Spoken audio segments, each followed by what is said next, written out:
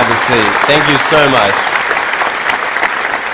Nick, man, we've been having so much fun the last couple of days. I mean, I can't imagine what life is like with you on the road. I mean, your sense of humor is just awesome.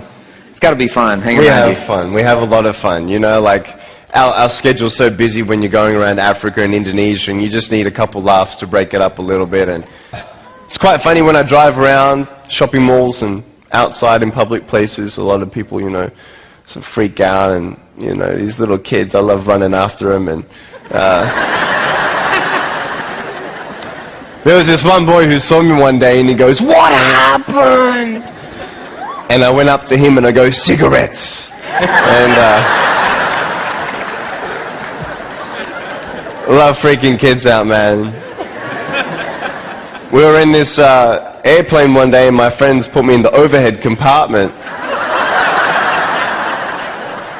A lot more leg room up there, so...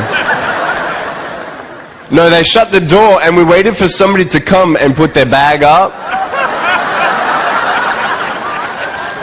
This guy came, opened the door, go, "Boo!" You know. I said, "The restrooms are over there."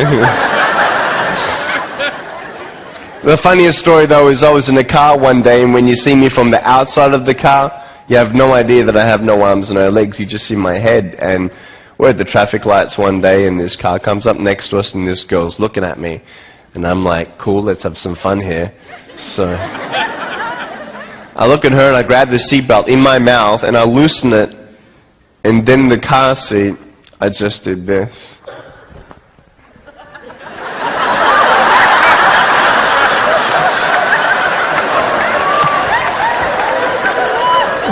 She was like... I've never seen anybody so desperate for a green light in my life. It was, you know, that's a couple funny stories for you. That's awesome. Yeah. We have a lot of fun.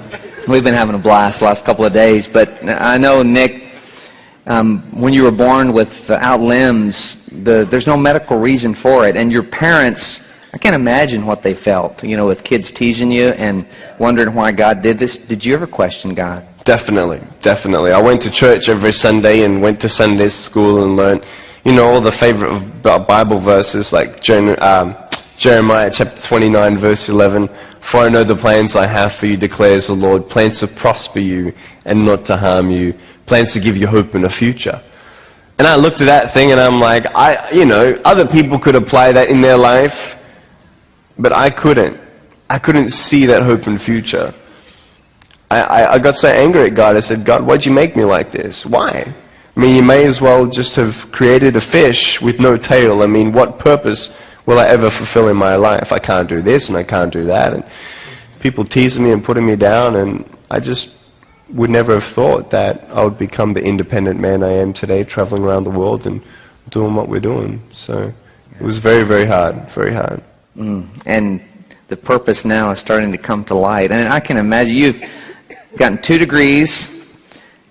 Type what? Oh, we've done a double degree in accounting and financial planning. I've done it, and by the grace of God. And with this foot, I type 43 words a minute on a normal computer. It's pretty cool. That's awesome. Yeah. Well, what was the turning point for you? I mean, questioning God, not knowing the purpose. I mean, what happened to get you to realize that God cared about you even in these times where you couldn't see it? Right. That is when my life changed. And before I was 15 years old, I realized that as human beings, we want to know 2 things. In your pain, you want to know that you're loved. And second of all, that everything's going to be okay. I couldn't see that anything was going to be okay. I never thought I'd get a job. I never thought I'd ever get married. I thought even if I ever did get married, I can't even hold my wife's hand. I won't be able to dance with my bride on our wedding night. And when we have children, how am I going to put my arms around my kids when they're crying? And no one had any answers for me, and I wanted to believe that everything's going to be okay. And people used to come up to me and say, "Hey Nick, everything is going to be okay." I used to go to him, everything is going to be okay. I want to go up there and headbutt him, you know what I mean? Like, what do you know? You don't know how my pain is. You don't know what's around the corner. How can you tell me that everything's going to be okay?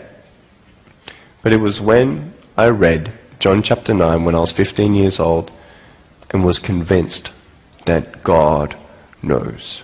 God knows what He is doing. You see, no one could tell me why I was born this way. And no one could tell the blind man in John chapter 9 why he was born that way either. But Jesus said it was done so that the works of God may be revealed through him.